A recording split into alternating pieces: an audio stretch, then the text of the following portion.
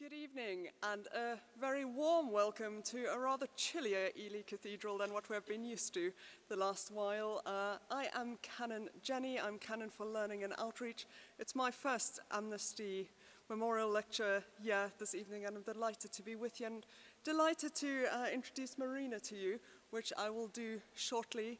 A welcome too to those who are joining us online.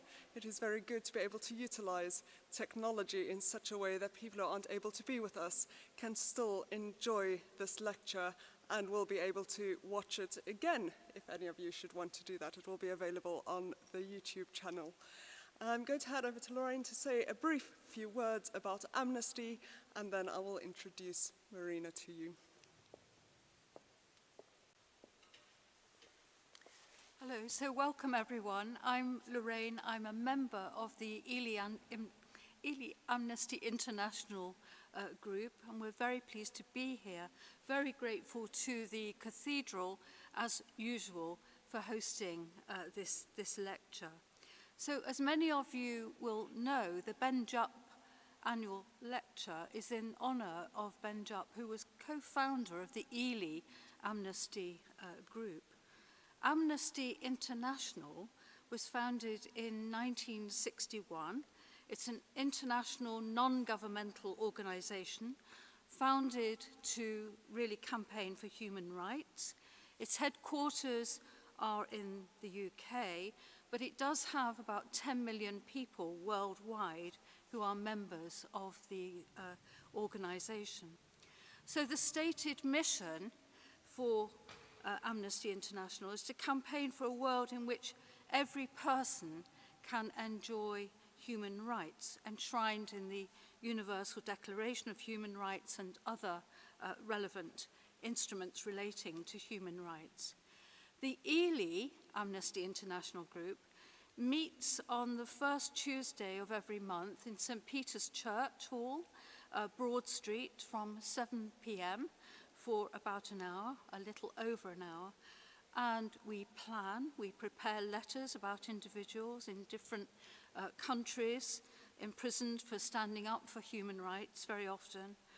Sometimes, not very often for criminal offences at all, but as we know, sometimes campaigning for human rights can be criminalised. We think of new ways of raising money, ways of supporting campaigns to protect and provide support for individuals. We run bookstores, bake stalls, quizzes, film nights, so on and so forth. We also run a series of spring talks, and we prepare a monthly prayer sheet for the Cathedral. So we have an educational role, but also a campaigning role.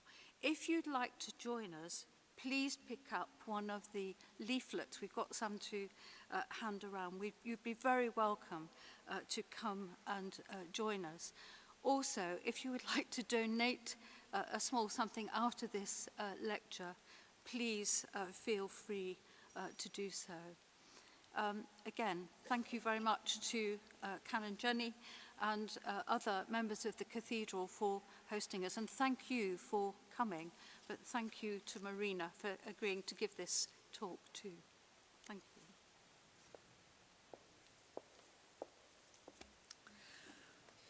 Marina Cantacuzino is our speaker this evening, a former journalist and founder of the Forgiveness Project. And I was thinking about this today in particular, and thinking that the weight of the world rests very heavy on my shoulders. I'm sure you feel similarly when we read the news and see the state of what is going on in so many countries. And I think hearing what you have to say about forgiveness is going to be particularly timely for us this evening. Marina's explored the limits and possibilities of forgiveness in a world that is fixated on binary narratives, inflexible opinions, and toxic otherings. Through the Forgiveness Project, there have been many stories that have been gathered from victims and perpetrators, and this reveals the power of forgiveness in action and highlights how forgiveness without boundaries can be particularly harmful. Forgiveness is complex and multidimensional, and there is always the question about confession and contrition, or whether forgiveness is an act of self-preservation that demands nothing from the wrongdoer. And so, without further ado, I will hand over to Marina and we will enjoy what you have to say. Thank you. Thank you. Thank you, everyone, for coming this evening. Thank you to the Amnesty group for inviting me as well. Please stay at the back. If you can't hear, just wave your hands, because it's very... I've been told the acoustics are challenging here, but so far so good, I think. Yeah, great. So I'll start with this subject. I thought I'd start at the beginning of what brought me to work with forgiveness, really. So when I started working in this field of forgiveness, it was 2003, and I was a journalist feeling impotent rage at the imminent invasion of Iraq. I was working as a freelance journalist at the time, and I went on that peace march in Hyde Park, protesting along with 1 million others against being dragged into this war. But of course, as we know, Tony Blair didn't listen. I felt so at odds with the rhetoric of that time, which was, if you're not with us, you're against us. And I was convinced that the harder you come down on people, the more they regroup and re-emerge in a more resistant and angry way. So what to do with my outrage? As a journalist, I had... That's the march. As a journalist, I had a small voice.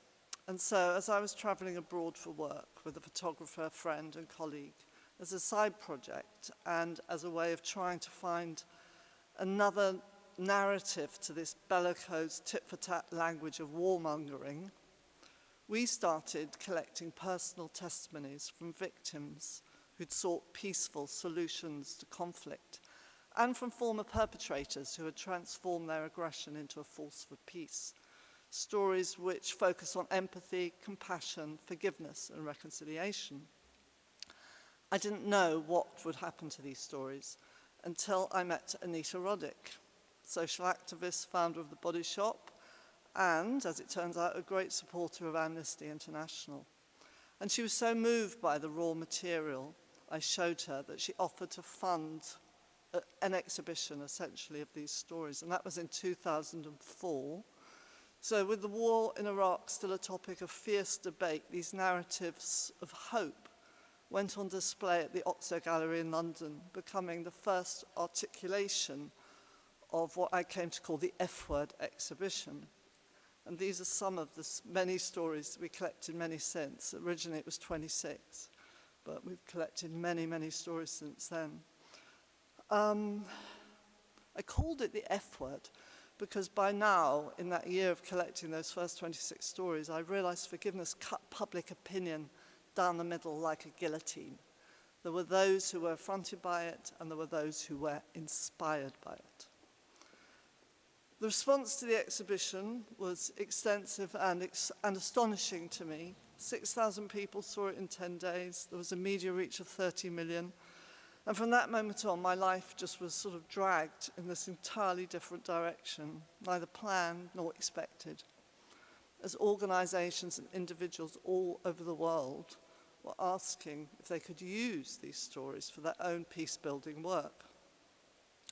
There was something about these stories that seemed to tap into this deep public need to find hope in the darkest of places.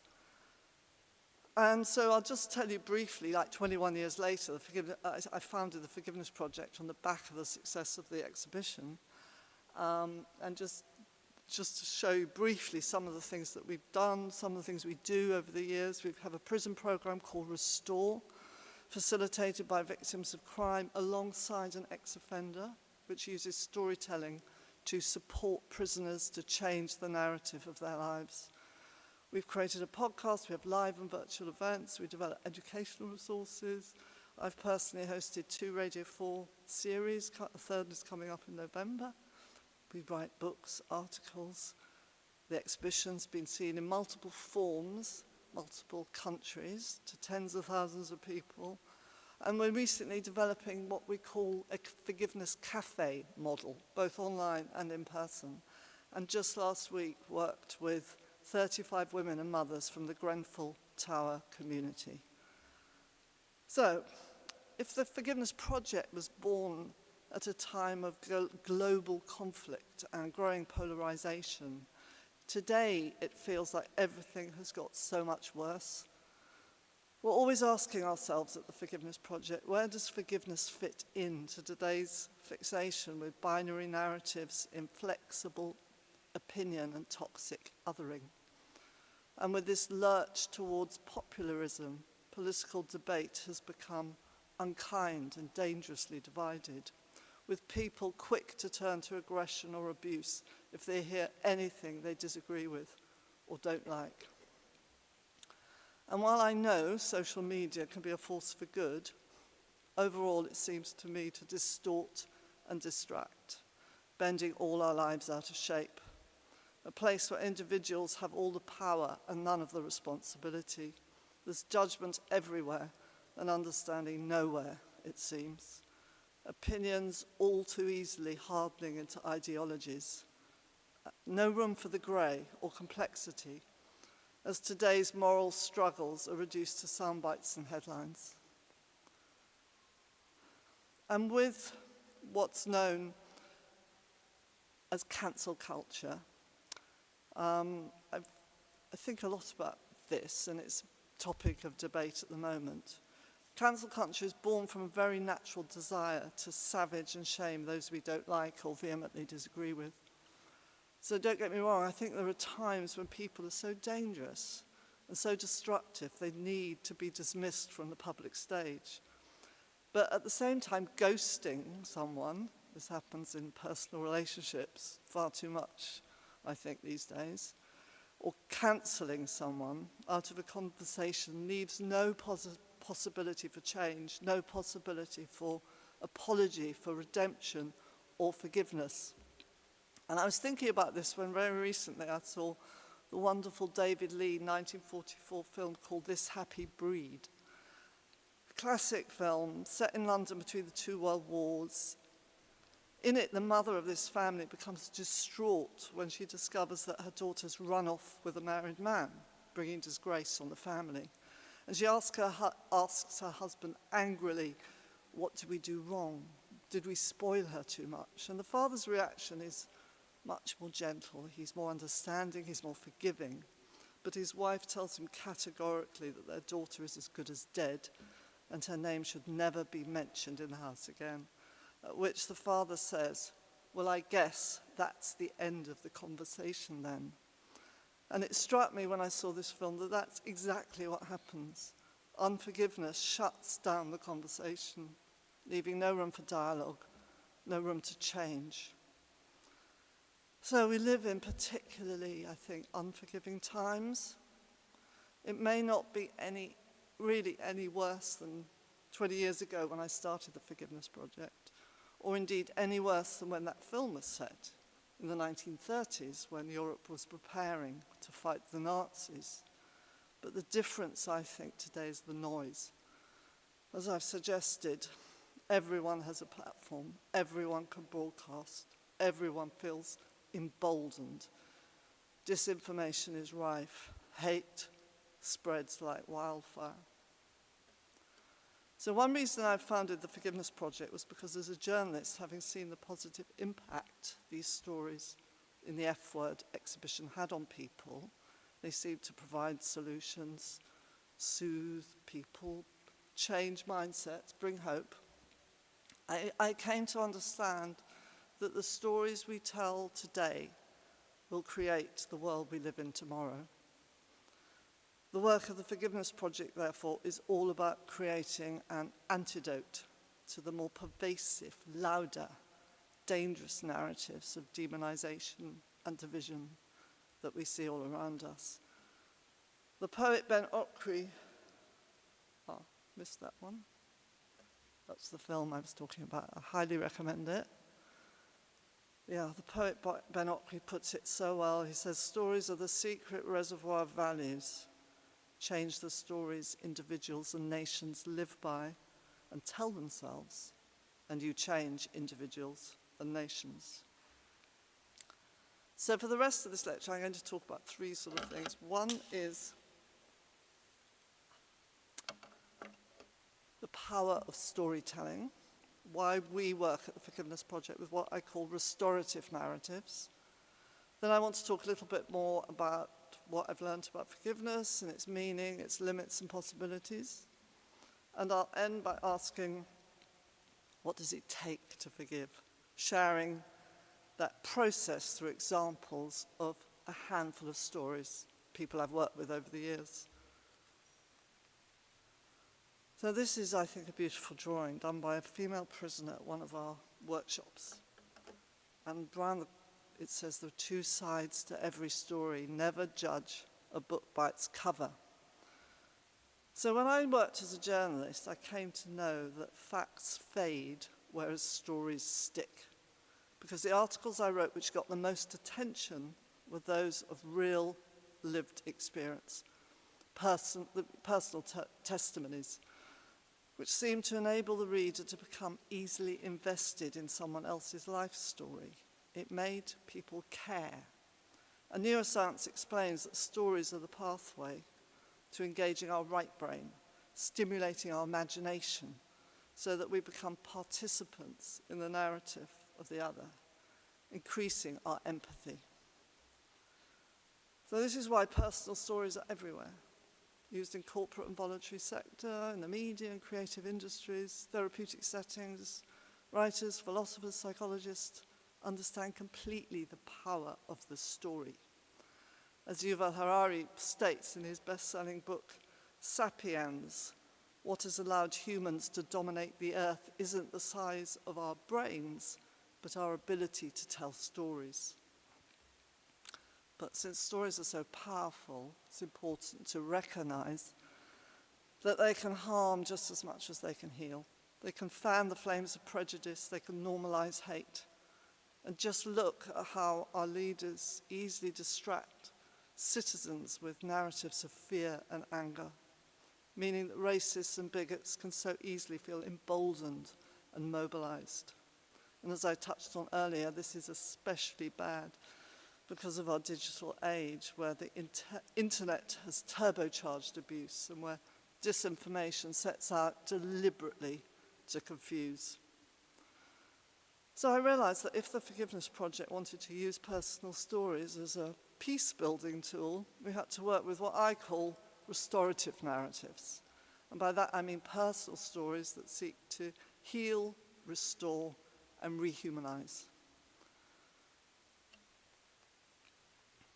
A year before the 20th anniversary of the Rwandan genocide, I was in Rwanda, and I spoke to someone at the Kigali Genocide Memorial who warned me that absolutely critical to the future of their country would be the stories that people chose to share to mark the upcoming anniversary.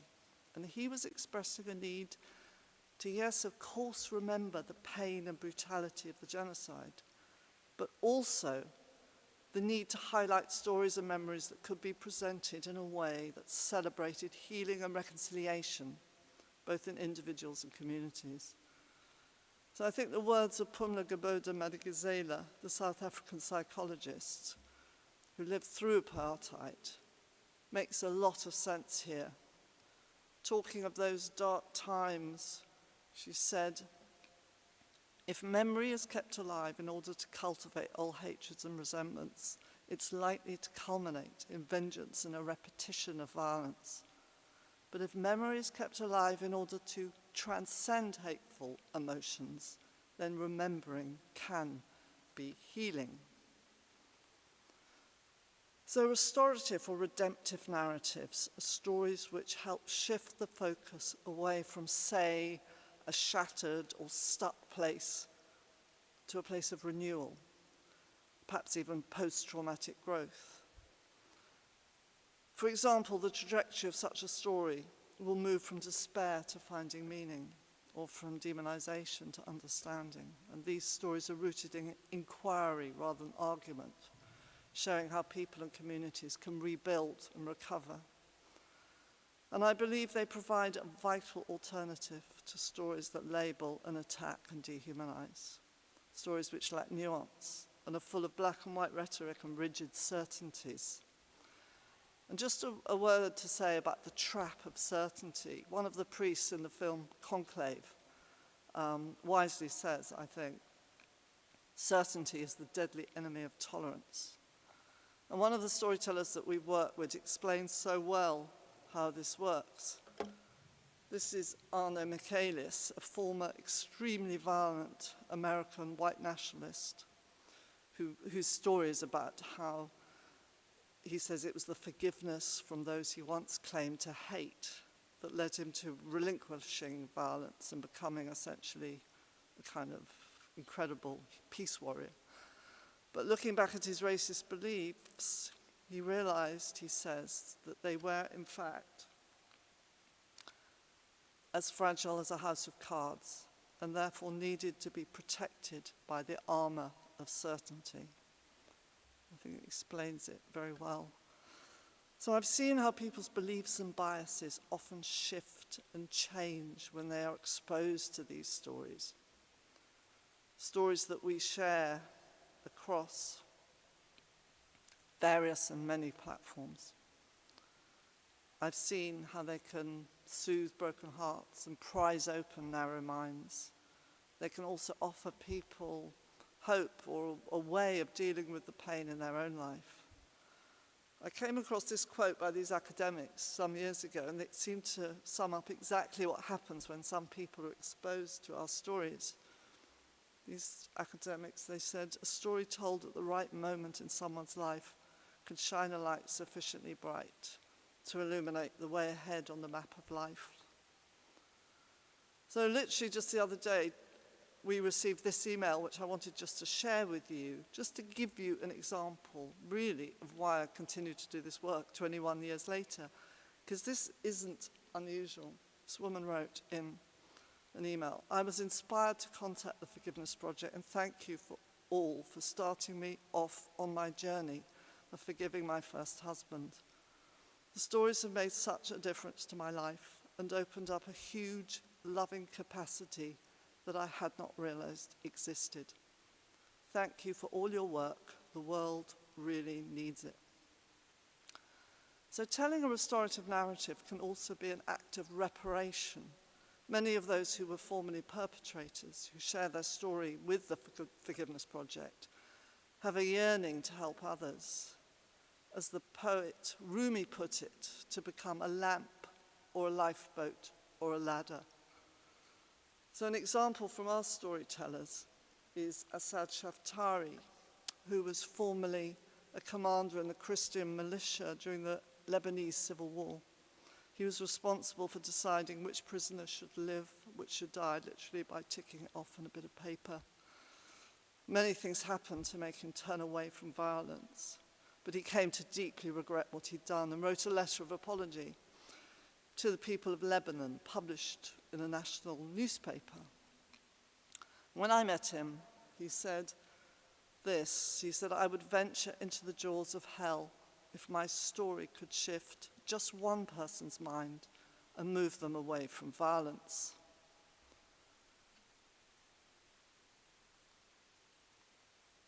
I also want to consider this story. Paul Kohler, again.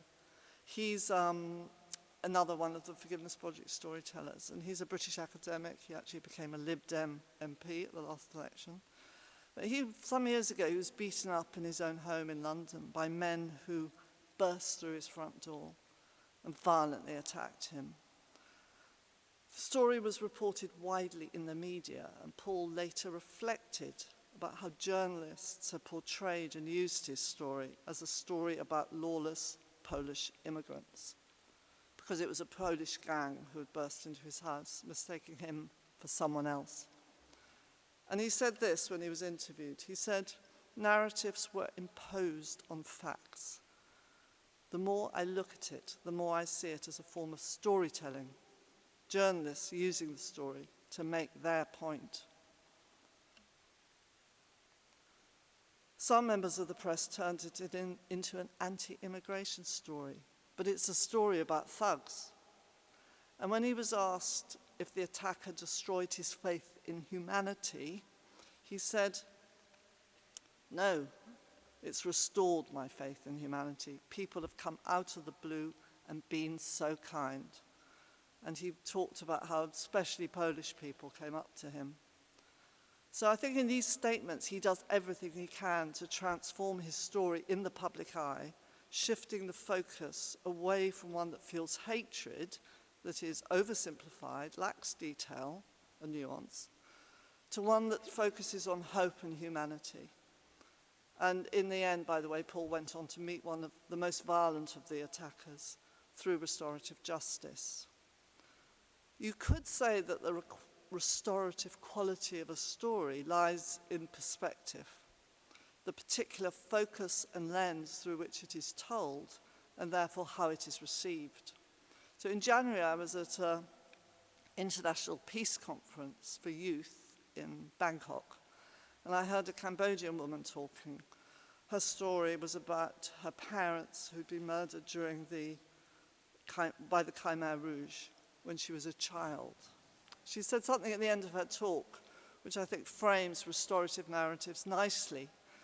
She said to the audience, I could have told you the story about my mother and the story about my father from a very different angle, but I chose to talk about my mother's heart, and I chose to focus on my father's love. And there is something in what this man says. This is Rami Alahan. He's an Israeli father. He's a member of a joint Palestinian and Israeli organization called the Parents Circle, who we do a lot of work with. It's made up of bereaved family members from both sides working together for peace, Palestinians and Israelis. And his daughter was killed in a suicide bombing several years ago. And he describes how for some in this peace group, sharing their story is a matter of survival, because it's the only way they can create meaning out of their trauma. And recently he said this when talking of the work of this increasingly beleaguered non-profit. He said, "Our strength derives from intolerable pain, which is like the power of nuclear energy. It can be directed to destruction and revenge, or it can be directed to creation, connection, and understanding so as to prevent further loss." I mean, no doubt that people crave to hear these kind of restorative narratives at this time because they give people hope. And right now, people urgently need something to carry them forward. John Berger interestingly said, "Hope is a form of energy, and very frequently that energy is strongest in circumstances that are very dark."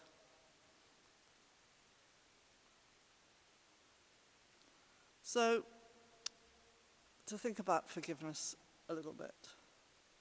Despite today's hostile climate and the noise of hate and disagreement that, as I've said, is amplified and rewarded through social media, if you look carefully, forgiveness lurks in many corners of our lives, within cultural references, personal narratives, casual conversation. And because my antennae is very sensitized to it, I spot references everywhere, all the time, every day. Even though, yes, they're the Carter stories, because I'm afraid a sad truth is that the anger takes up most oxygen. But this year alone, the theme of forgiving came up in the Wreath Lectures, given by forensic psychologist Grant Adshead, in Jimmy McGovern's BBC series Unforgivable, in the wise words of brain surgeon Henry Marsh, talking about forgiveness and apology after medical harm, on Boy George's Instagram reels, in Mary Beard's interviews, and Justin Welby's failed attempt to set the record straight. And I could go on and on. And from the many interviews I've collected, I've realized that to forgive is much more than acceptance and letting go, although that's a big part of it. And it's rarely about eradicating a wound or wiping the slate clean. Paradoxically, it's almost the opposite. It requires moving closer to the source of your pain and reimagining your relationship with it. As such, it's about transformation, grieving what you've lost and allowing something new to be born. I'm talking here about forgiveness not as the rather passive, limp notion of excusing or ducking responsibility, but as something much more robust, as an instrument of repair, able to mend broken hearts, fix family feuds, or even as a step towards justice.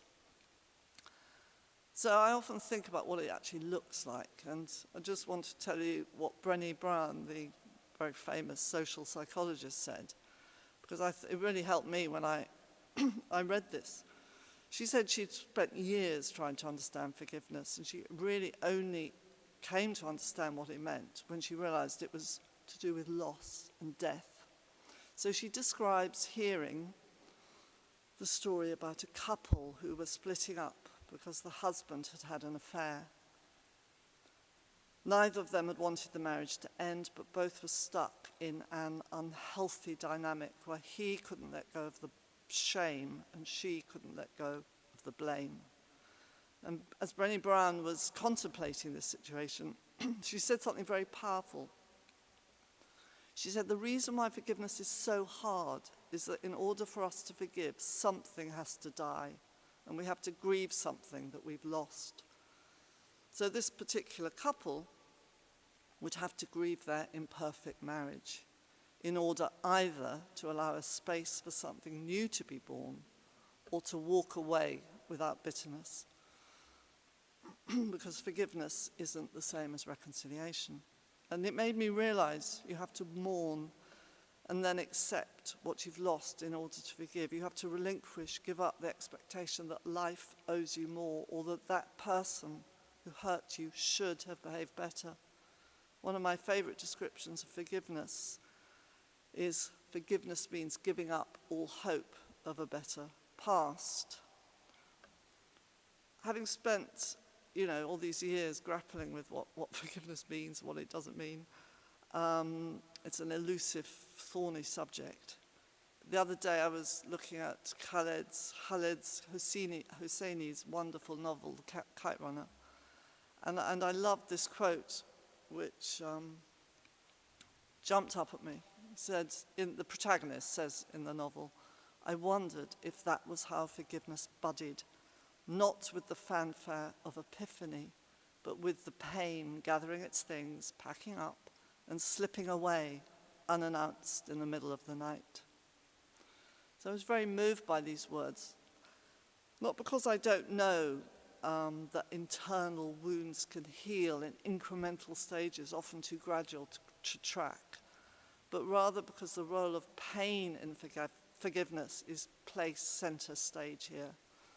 And because ever since I started collecting these redemptive, restorative narratives, I've known that our desire to overcome pain is the greatest motivator to forgive. And there are, of course, other ways to relieve pain. Denial, silence, retreating, self-medication, self-harm, revenge. But sometimes these approaches serve only to fill our hearts with discomfort and discontent. And that's why forgiving those who've harmed us or forgiving ourselves can become a compelling alternative that allows people to create a new future and which brings a sense of freedom. But it's important to say, as I've discovered during these 21 years working in this field, that forgiveness is both contentious and contested territory. Contentious because some people see it as feeble, as weak, even damaging, believing it can reward bad behavior. And it's contested because there's a massive debate among those who practice or promote or study forgiveness as to whether forgiving should be conditional or unconditional. So by conditional, I mean that forgiveness must be earned through contrition and confession from the wrongdoer. In other words, some kind of apology or change of behavior or some kind of justice. And by unconditional forgiveness, I refer to those who believe that if you wait for someone to change, or to express remorse, or if you're waiting for justice, you may simply be waiting forever. And you're simply putting the the power in the wrong hands, and therefore remaining stuck in your grievance, potentially. So forgiveness for these believers is therefore a profound act of self-preservation and self-healing that requires nothing from the wrongdoer. And they're very different, and people really have, quite strenuous arguments about this.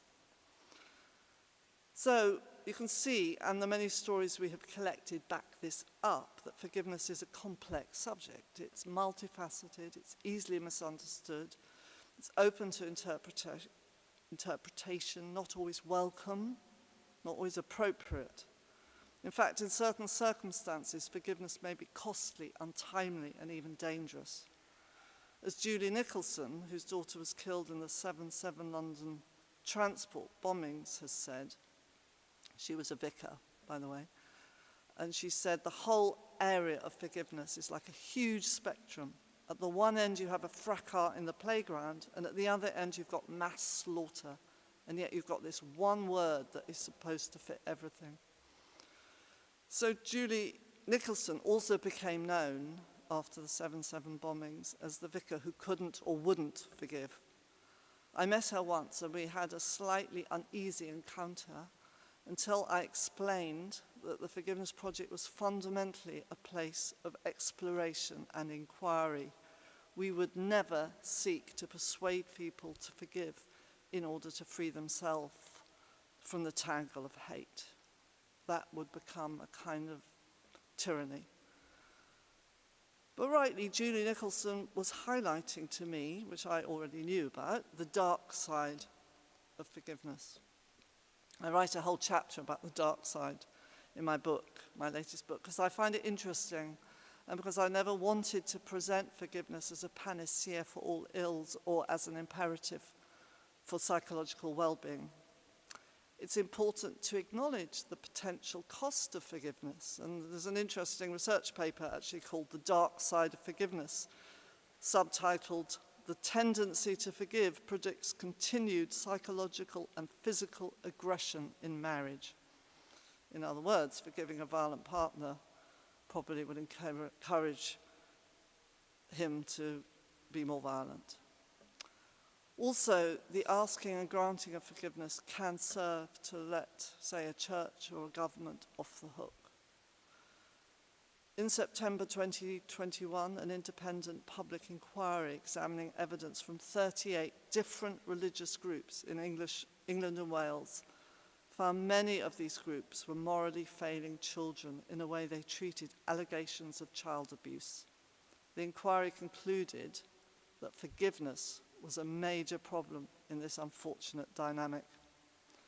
And nor can you legislate for forgiveness. There's a criticism of Rwanda's President Kagame, who some people say has weaponized forgiveness in the context of post-genocide reconciliation by encouraging victims to forgive for the greater good of society. But as one victim told me, if you don't forgive, funding is withdrawn from the villages. I heard many sides, actually, with that. I heard that, but I also heard that forgiveness had transformed Rwanda. There are times when forgiveness may not be a helpful response to being hurt. For example, in the middle of heated conflict, whether between nations or families. Because at these times, people are entirely focused on winning or survival. There's no room for forgiveness to grow. Indeed, there is often a need for a season of rage, and forgiveness really is part of the aftermath of the building back. It may take years, generations sometimes. And many say forgiveness without justice diminishes the very notion of forgiveness. Indeed, I'd ask, is it even appropriate to forgive in the case of institutional failure or systemic incompetence when nothing has changed? Surely these power imbalances, injustices first need to be addressed, acknowledged and compensated for. Misha Cherry, who's an American academic, talks a lot about racialized forgiveness, referring to the expectation that African Americans should forgive, will forgive, due to their strong Christian faith, which she says is surely just, quote, permission slip for police brutality. Ta-Nehisi Coates is a brilliant writer. He's written a memoir called Between the World and Me. And he contemplates in it the brutal shooting of his friend called Prince Jones by police in his hometown. And he feels angry at the ease with which the black community forgive this crime. And he concludes, "I knew that Prince was not killed by a single officer so much as he was murdered by a country and all the fears that have marked it from birth. For the crime of destroying the body of Prince Jones, I did not believe in forgiveness."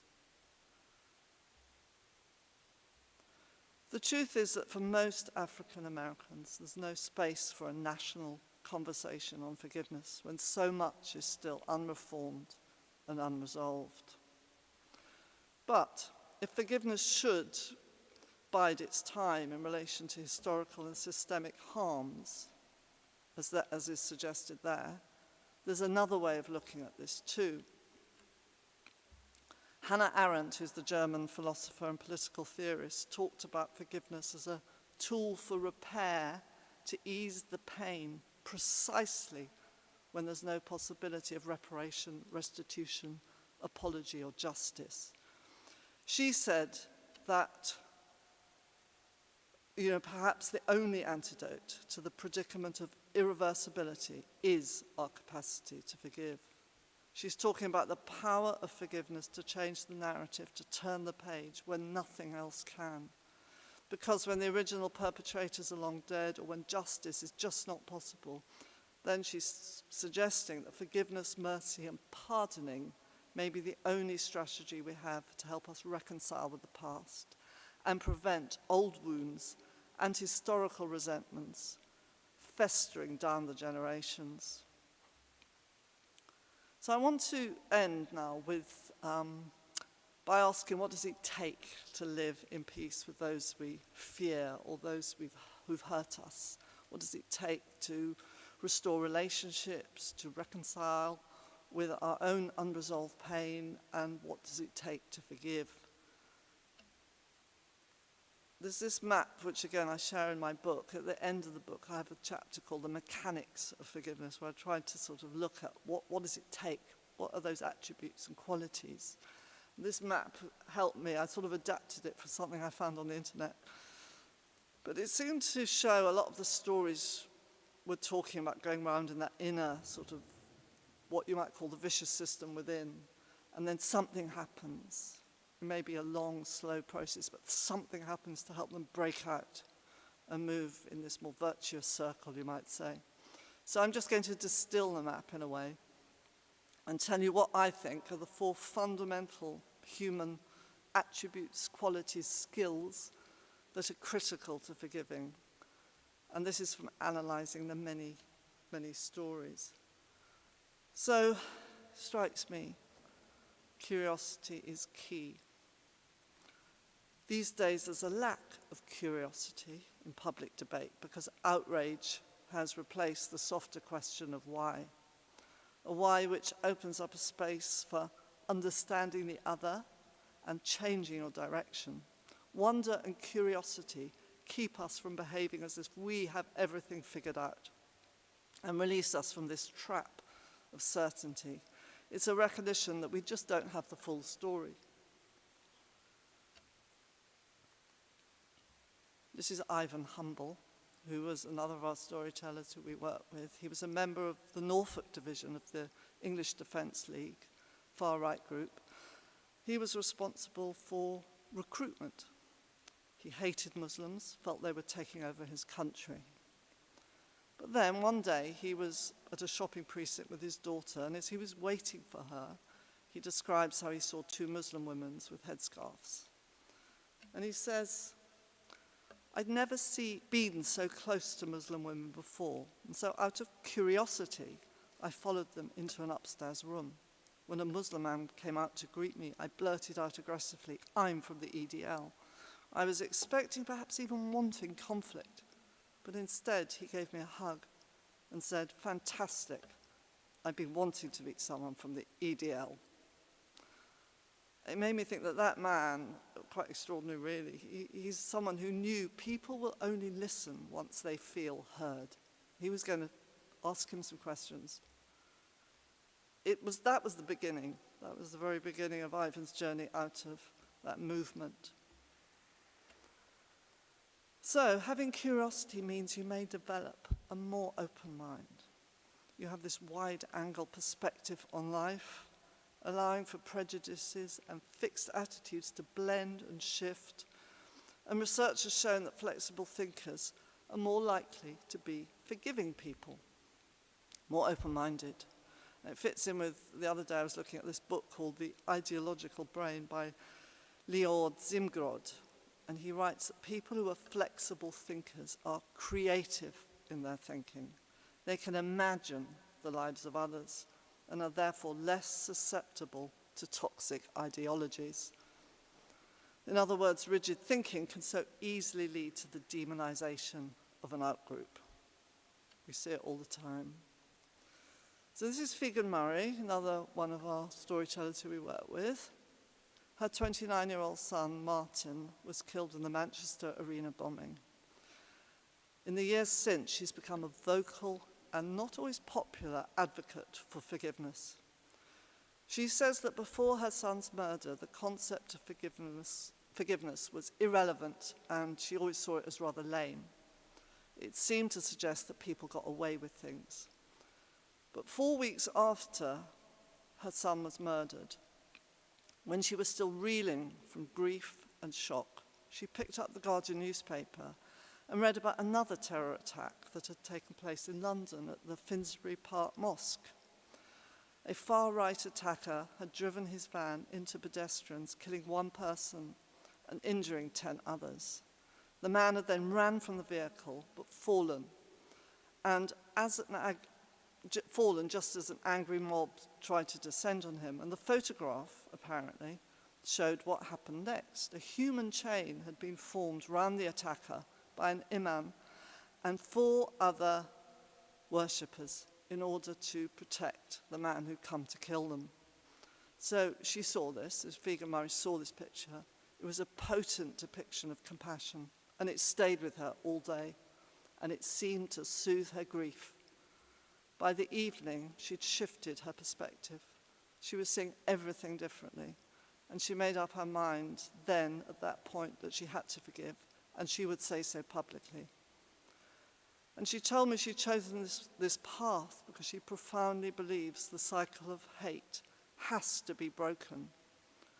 And not wanting to become brutal like those who carried out the attack, she says, forgiveness is the vehicle I use to stay within my humanity. Empathy, of course, if curiosity leads to a broader mindset, which is still quite head-based, then this growing understanding leads to empathy, which is heartfelt. Empathy requires you to stand in someone else's shoes, no matter how dirty or ill-fitting they may be. So often it's a moment of empathy that shifts the narrative away from hate and perhaps towards forgiveness.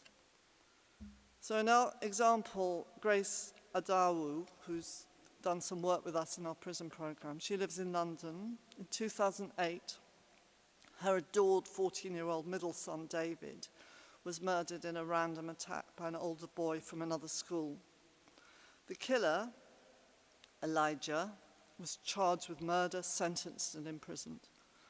For a long time, Grace felt nothing but rage and crippling despair. But eventually, exhausted, overwhelmed by grief, she decided she had to do something. She wanted to meet Elijah. She wanted to ask him why. So he was serving his sentence. She went to the prison, and when she arrived in the room, she saw his body slumped over, very nervous, not able to look her in the eye. And she told me all this. She said, somewhere into the conversation, she asked Elijah why he had killed her son. And he said that he'd done it because David was from a rival school, and he just happened to have a knife in his pocket that day. And when Grace heard this, she broke down, and she said it was the first time she'd ever cried in front of strangers. And then she told me what happened next. She said, when I recovered myself, I told Elijah, I'm not crying for David, I'm crying for you. What have you done with your life? So a true moment of empathy. Nothing was she expected none of this when she went into that room. It was the human connection. And it really helped because one thing she asked from Elijah was that he would write to her 2 other sons and express remorse on what he'd said to her in that room, which he did. And it helped break that cycle. Those boys, those brothers who were so angry and who were wanting revenge were very heartened by the letter they received. So the 4th thing is a kind of letting go, a relinquishing, a giving up, which I spoke of before, to reduce those, to soften your feelings, to let go of the revenge fantasies. And it may require giving up a hard-won sense of power, including the power of being morally right, the superiority of being a victim, righteous anger, giving it up, letting go, so that you're free. People describe this, you're free of these incessant thoughts, you're free of the burden that hate can bring upon you, and you're able to reshape your relationship with what has hurt you or with the person that has hurt you. So the last person whose story I want to share with you, again, someone I've known for a very long time, Carsten Mathiasen. He's actually a clown, which is, in Denmark, but he's also very interested in forgiveness because of his experience. But this is about his experience. He said when his children were very young, way before I ever knew him, his wife announced to him one day she was leaving him for another man. Shock and distress soon turned to anger, and Carsten was consumed by intense revenge fantasies. And apparently he would ring up his rival, who was called Torben, every day, ring him up, threaten him, shout abuse down the phone, be extremely aggressive. Till one day, prompted by his young daughter, who telling him actually Torben was a pretty nice guy, he took the very difficult and I think very courageous step to reach out to Torben, to break this cycle which he could see was going nowhere, well, heading in the wrong direction. And he was curious to find out who this man was, who was now in his children's life, and who would be spending time with him. So they arranged to meet at a Copenhagen cafe, and Carsten says, when I saw this man come through the door, I found him handsome and friendly. He had a gypsy-like appearance, which I liked. I knew from that moment on we would become friends. And they did. They became very good friends, actually. They saw each other a lot over a long period until Torben became terminally ill with cancer and ended up in a hospice. And Carsten would visit him most days and said something very touching, which I wanted to share with you as well. He said, when Torben went out of my world, I cried the way I did when he came into it. So those 4 stories are very wide-ranging, and they show, forgiveness affects every aspect of life, or can do. So just very finally, whilst acknowledging that forgiveness without boundaries can be risky, I've come to believe that forgiving is a fundamental part of how our everyday relationships are maintained and reframed. It is the oil of personal relationships, a way of thinking which has the potential to change the fabric of human existence. That's because I think it keeps the heart open. You could say it sort of rehabilitates the heart, leaving you free to the possibility of change, the potential of creating a more compassionate and peaceful world, a fairer world. And perhaps because for the simple reason, forgiveness isn't only the way we manage pain, but also the way we manage what we hate. And in a world so full of hate, it seems it's a quality that we need today perhaps more than ever. So thank you for listening to me. Thank you.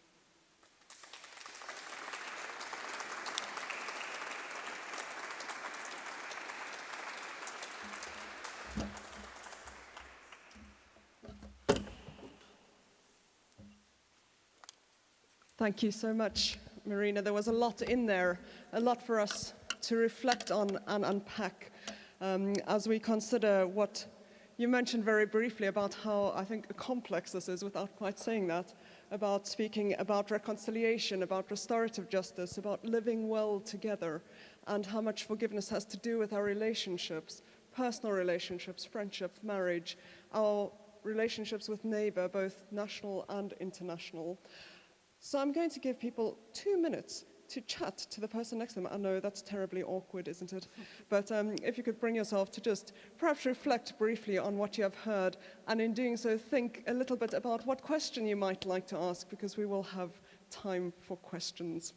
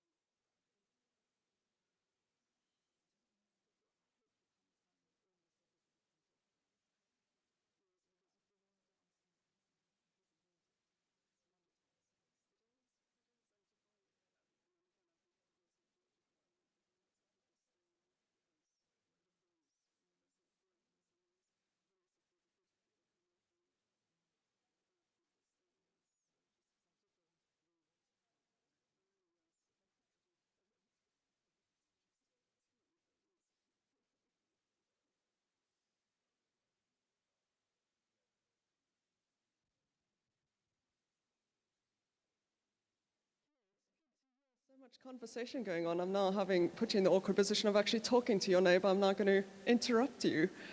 So, questions for Marina?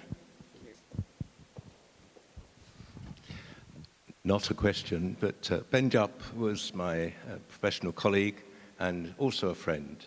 And I'd like to say that I feel, knowing Ben very well, that he would be very pleased and I think honoured to be associated with everything that you have been saying this evening. Thank you. Thank you very much. Grateful for you.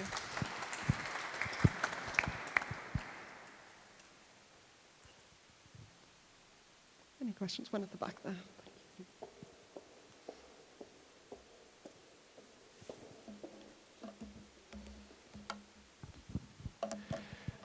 Given your comments at the start about social media and the emphasis on stories that you've, I think, very, very rightly raised, one of the problems, it seems, with social media is that stories tend to be reinforced by algorithms. So the media is not neutral. It feeds us more of the stories that are likely to cause outrage or anger or fear because that's what gets responses.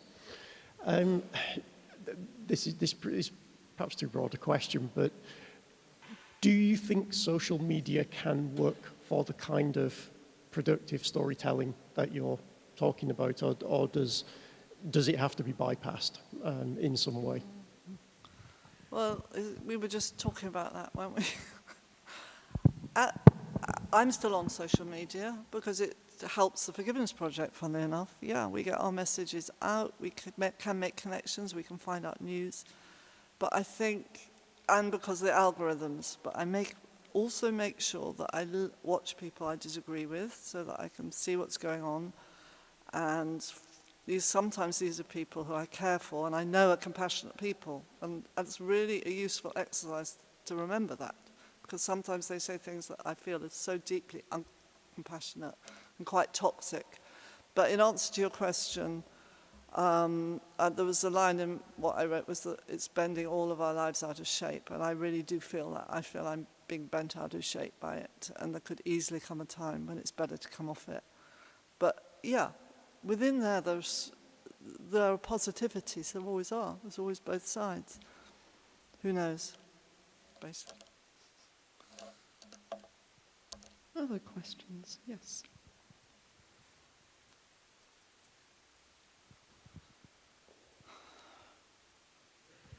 Have you forgiven Tony Blair? You know, I think I have. It took 20 years, or maybe 15. But that's for, what am I forgiving? You know what I mean? What I'm forgiving, he didn't harm me personally. So I'm having more understanding. Maybe that's it. It's not really about forgiveness. I have a little bit more understanding as to why he might have done what he did. Another question there. Hi, I just wondered what your feelings are about the differences, if there are any, between forgiveness and acceptance. Well, I think the critical difference is that forgiveness requires a degree, could be the smallest degree, of a sense of compassion, empathy, understanding for the personal people who've harmed you. And I think acceptance doesn't require that. So it's more relational. And it's kind of, but acceptance, you can't have forgiveness without acceptance. I think you can have acceptance without forgiveness. I'm sure, I don't know if anyone else has got a better answer to that. It's quite an interesting question. Thank you. Okay, is there perhaps a last question or two? I don't see any hands. Oh, yeah. Yes, we've got books. Where are they? There's a table. Yes. All the books are for sale there. They're all £10 each. My husband here will be at the table. Thank you. Thank you. Yeah, thanks very much. If I can just say first, on behalf of Ely Cathedral, thank you very much, Marina, for coming to give this lecture. Thank you also to Amnesty for the organization of this. And as we have mentioned, books are on sale. There's a table over there. There's also a bucket. Would you like to give anything to the wonderful work that Amnesty is doing? And there are also the forms that were mentioned at the beginning, should you like to fill in your details. Thank you. And again, huge thanks to Canon Jenny and to the Cathedral and the staff in the Cathedral for hosting this lecture. And huge thanks on behalf of the Ely Amnesty International Group to Marina for such a thoughtful and thought-provoking talk. Again, if you'd like to join us in our regular meetings, do pick up a leaflet. And on behalf of the group, Ely Group, a very small token of our appreciation. But thank you very much. And join me, please, in the final. Thank you. Thank you very much.